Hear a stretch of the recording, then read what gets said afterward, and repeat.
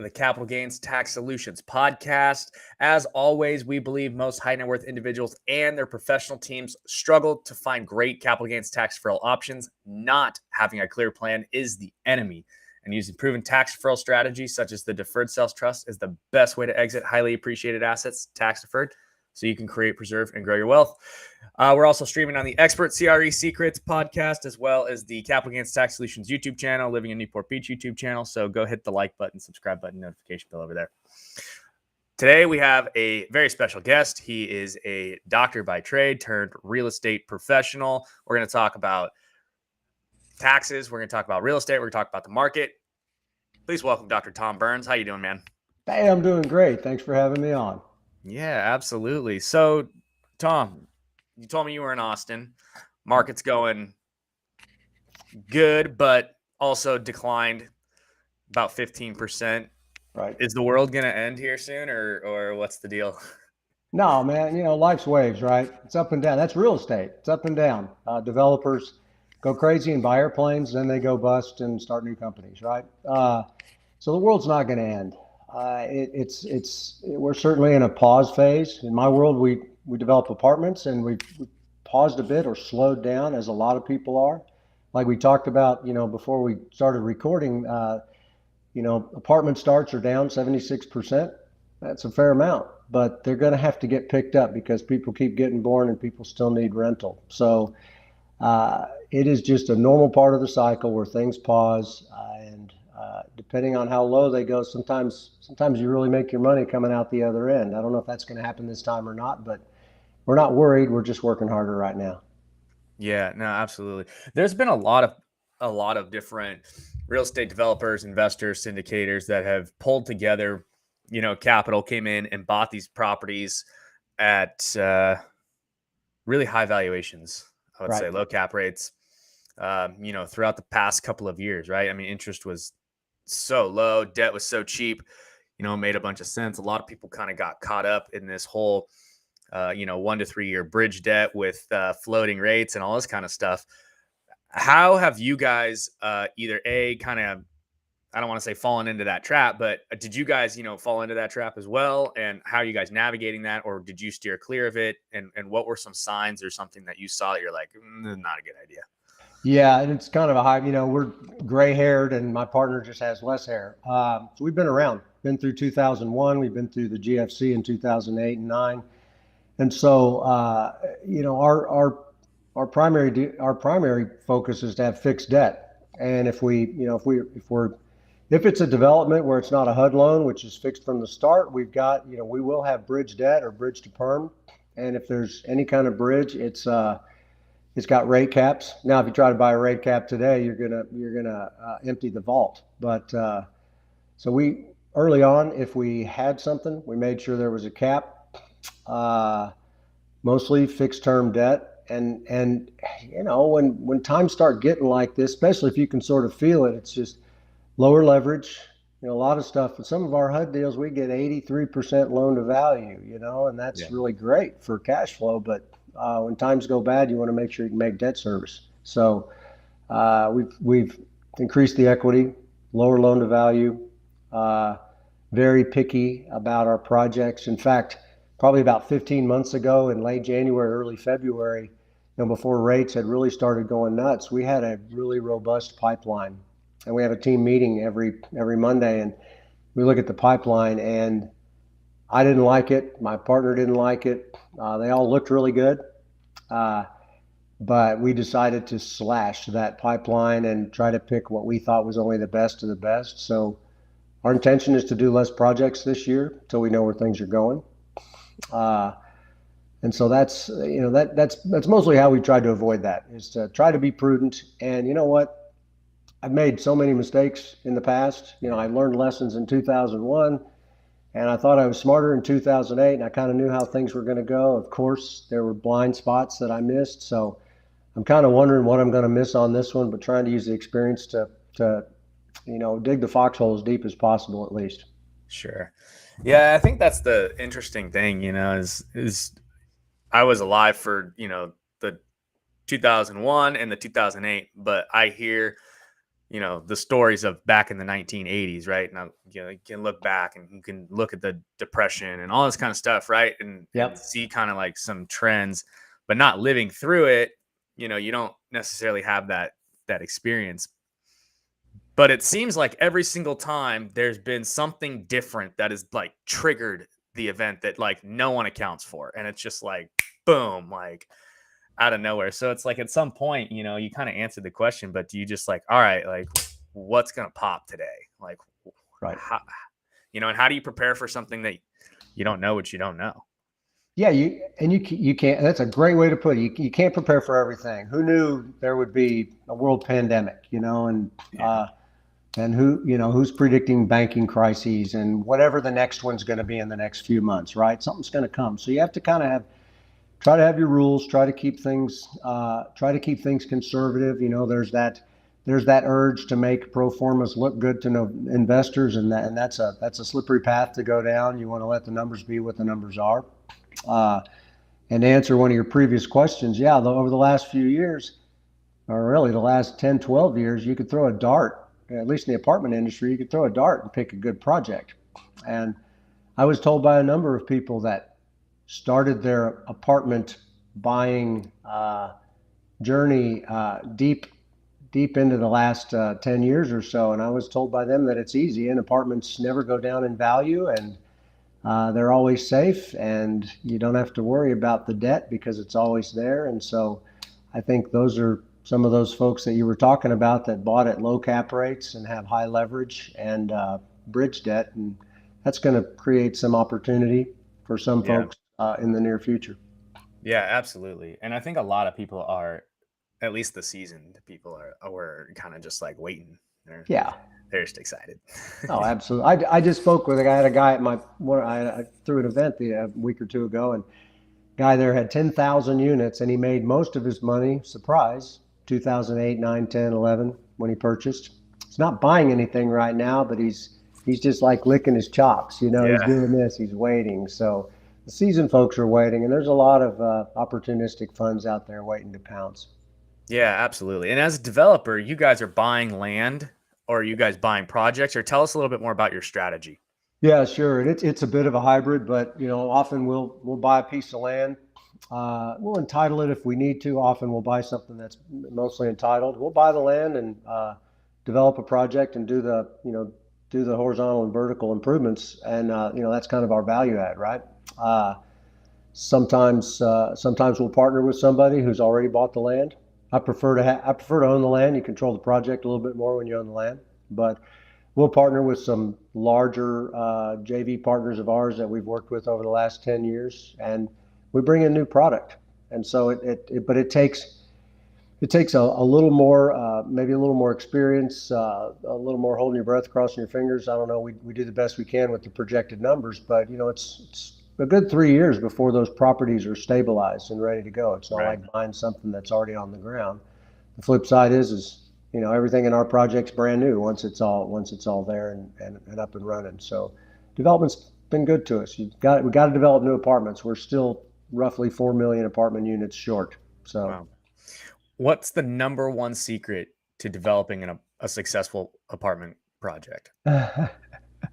not probably conservative underwriting and fixed debt. Yeah. Things change. Nobody can predict the future. I have looked and looked, and my crystal ball has never cleared up. It's always cloudy. So it is being conservative, and hopefully the under promise yourself and your investors, and hopefully overproduce, because it doesn't always work out.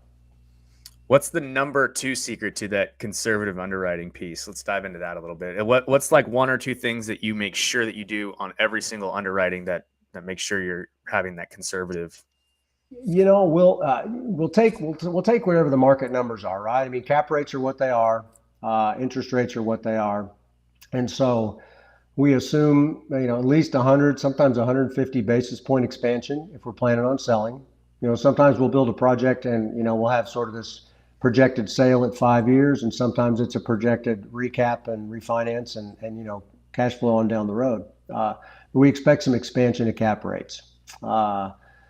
We try to use historical rent growth numbers. And actually had a young employee who had only been working since the GFC, and was telling me was putting in rent numbers, saying it was really conservative on the rent numbers, and she put in a number that was for the time. I gave her a project, told her to go back. I said, you go back and look at the last 20 years of what the average rent growth was over the last 20 years, and it was about half of what she was projecting as conservative. So point being, we try to not predict super rent growth. Uh, we try to fix our debt, and if it's we try to fix our debt. Period. And then the last thing we do is we run sensitivity tables, because you know what happens, right? So we run sensitivity tables for if occupancy goes down to 80% or rent growth stays flat or goes down. We want to see that we can make debt service and see that we've still got a property that we can hold on to, because if you can hold on to a property during bad times, it eventually hits that ramp that goes back up to the top of the hill. So we want to make sure we're around when things go bad. Yeah. So it sounds like part of this conservative underwriting is historic rent growth, making sure your debt is fixed so that has no variable change in it whatsoever. Right. And you can count on that, being a fixed cost moving forward. Yep. And then making sure that you're doing a stress test on, hey, what happens if we drop to 70%? Can we still make it, right? What happens if this happens? And just trying to do some contingency plans throughout the pro forma to make sure that, hey, does it still hold up if something goes super south on us? Yeah, and if the numbers don't bear out, our choice is drop the project or increase the equity. A lot of times we'll raise more equity to make sure we've got a bigger cushion. And of course we put builders contingency and overhead and things like. We try to have a lot of cushion in there because stuff just goes wrong. You can imagine what COVID did to the projects we had ongoing. That stretched out a 20-month process to 34 months, and so loans start to amortize loans start to amortize before you've got people in there leasing units, and buildings are built slower because of supply lines and things like that. So it's nice when you've got some extra contingency because costs do go up unexpectedly. Yeah, no, definitely. So do you guys buy land, build, develop, stabilize, and then liquidate, or do you guys hold it? What's your strategy there on the exit? Yes, we do both. And although if you look at us over the last couple of years, you would think we were merchant builders because we sold most everything that was available for sale, and that's just because cap rates just compressed like crazy, and we were getting offers that you do the time value of money equation, and our investors were going to have to wait 15 years to get the value out of it. So we sold a lot of stuff, but typically we will work with some partners who are merchant builders, and our plan is to sell that property in 3, 4, 5 years. Occasionally, we typically have agreements with them that if we really like that property, we'll be the buyer. We'll recap them and keep our investors in the deal, or we sell it outright. I prefer to hold them because of the tax ramifications, but sometimes sometimes money's money, and you can find a way to shelter those taxes. Other times, it's the typical build, stabilize, cash flow, and then refinance when the equity delta gets big enough to refinance, do a cash out refinance, and just hold it long term. So we prefer to hold more long term than we have over the last few years. Yeah, no, definitely. You mentioned you like to hold for the tax ramifications. Yeah. What are one or two tax strategies that you guys are using with these development deals? Yeah, nothing fancy. We certainly we do. Once we've got our certificate of occupancy, we do a cost segregation study, so that and we get our bonus depreciation, which is 80% this year. But you're always still getting accelerated depreciation, so we always run the most aggressive depreciation schedule we can. Um, uh, so most of what cash flow that comes off these properties, and it comes off pretty low early on, especially these days. Yeah. You don't start cash flowing a development until late year 2, more likely early year 3, and it's sometimes mid to low single digits. That's kind of how things start out. So we cash flow that. That's pretty well sheltered with the depreciation. And then, if we hold these long enough and rent growth continues at a nice normal pace and amortization does its thing, there's, all of a sudden there's enough of a delta where we can do a cash out refinance, which we distribute out. In our company, we distribute that out 100% to the investors until they're made whole. And as you know, being a tax kind of guy, loans are not subject to taxes. So any tax on that money is deferred until such time that we sell that property, if we ever sell it. Yeah, no, absolutely. On the exit, how do you guys handle the capital gains tax?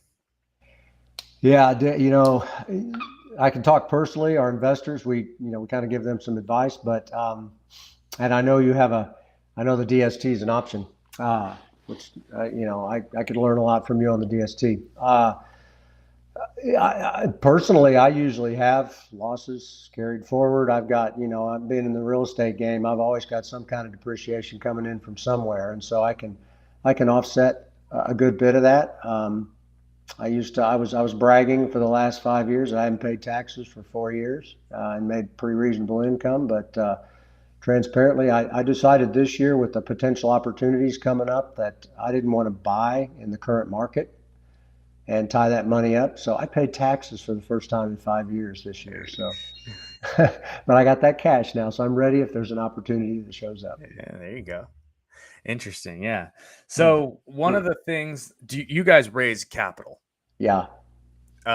Your found company, the Rich Doctor education platform for, I'm assuming, doctors, at least, probably for everybody, but but doctors, right, in the name.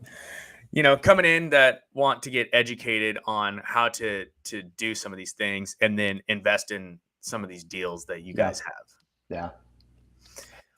Yeah. So that, we kind of got two play, my company, Presario Ventures, that's the company that does all the development. And we've been at it for, like I said, 20 years or so.